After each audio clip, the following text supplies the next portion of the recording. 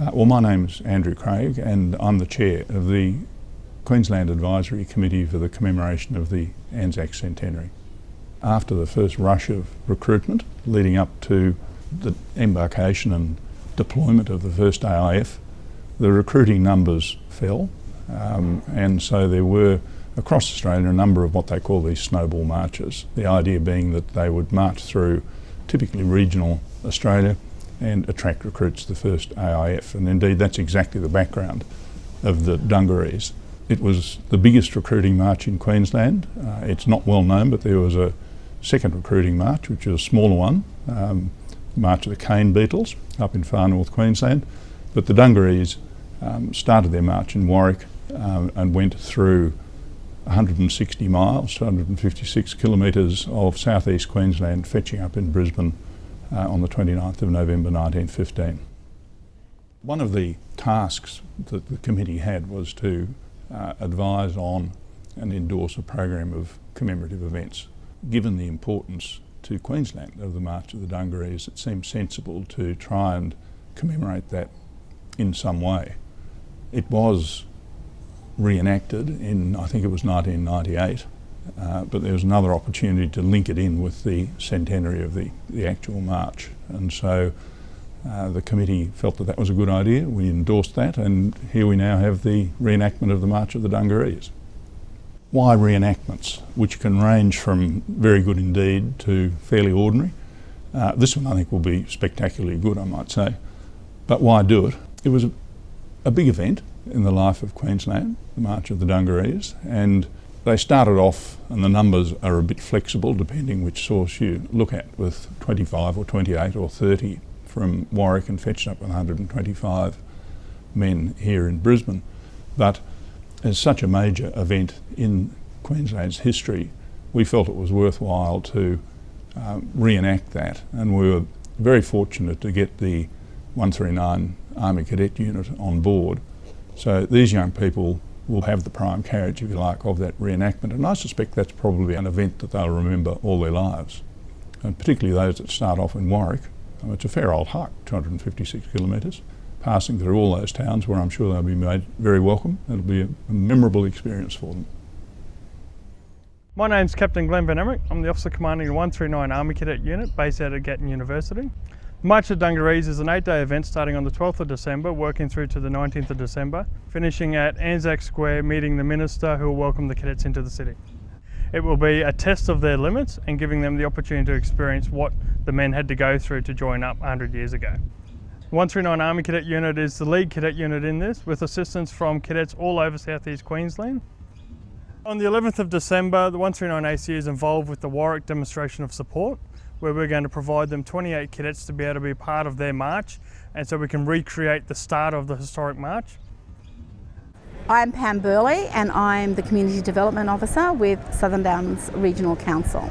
Council applied for a grant through the commemorative centenary grants with the state government, and we were aware that Warwick was quite unique in that it was the only community in Queensland that held a demonstration of support the night before the recruits stepped off. The title of this event is March of the Dungarees 2015 Demonstration of Support. This reenactment is all about stirring the community spirit and pride. It's the community members coming out, being very patriotic, being very stirred, and to honour the people who are going to step off in the morning, register and enlist for King and country, and lay their lives on the line. We've actually lived and breathed this story for best part of this year, and I know I've learned a lot, and it's really stirred my passion and my understanding of how significant it was for these men to make a stand, to put their lives on the line, to walk all that distance to Brisbane. And I hope that by us being able to create this reenactment, that we may give the opportunity to the community, not only locally, but people who've travelled here, but also people who will be able to view this, that they'll have a greater understanding of the significance of this event in our history, in Warwick's history, in Queensland's history and Australia's. My name's John Bowel and I'm the organising secretary of the Laidley and District Historical Society who are putting on this event. The original march started in 1915 and it was created to recruit the younger fellows from the various country towns as they went through, and what we're going to do is we're going to try and recreate this very same march through Laidley. I came up with this idea that we should do something towards the centenary commemorations. It's something that is very dear to my heart, in as much as I lost my dad when I was 3 months old during the war. I wanted to commemorate my dad and all the rest of the soldiers and nurses who originally signed up to go away to war to fight for their country, but unfortunately a lot of them didn't come back. The organisation that's involved mostly is the Laidley District Historical Society in conjunction with the Laidley Pioneer Village and also the 2nd Lockyer Light Horse Troop. The recreation of the event will feature the march as it will come down through the main street, and the Mayor will call on any volunteers, any young fellows that might be interested in going off to war. When the march reaches the Pioneer Village, there will be wedding ceremonies for anybody that wish to get married before they go off to war, and then the medicals will be given to the recruits, and then they'll be inducted into the army.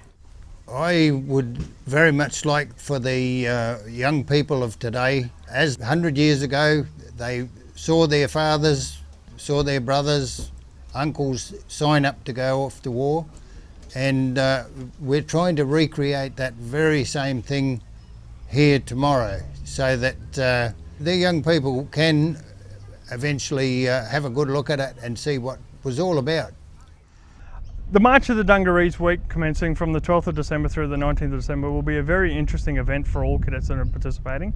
On Saturday the 12th of December, we're going to have 28 cadets all in their Dungaree equipment ready to march out. We have our Brigade Commander Lieutenant Colonel Lee Eagle coming down to give the farewell for the cadets. We will have the pipe band coming down to also play a marching tune for them, and we'll have the local council mayor coming down to also farewell the cadets off for the historic march. They will be marching 239 kilometres, starting in Warwick, going up through the townships, up through to Toowoomba. Then we're heading down the Toowoomba range, round through Helidon and into Brisbane. The cadets will be wearing a blue shirt with a yellow collar and a white hat. Dungarees, when they joined 100 years ago, they were given a blue dungaree jacket and a white hat.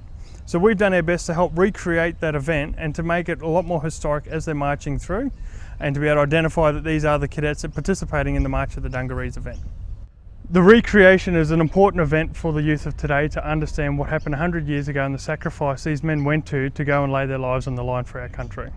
I think in today's day and age it will give the cadets a bonding that they won't normally get and give them an opportunity to work together as a team and experience something that isn't a normal event for them.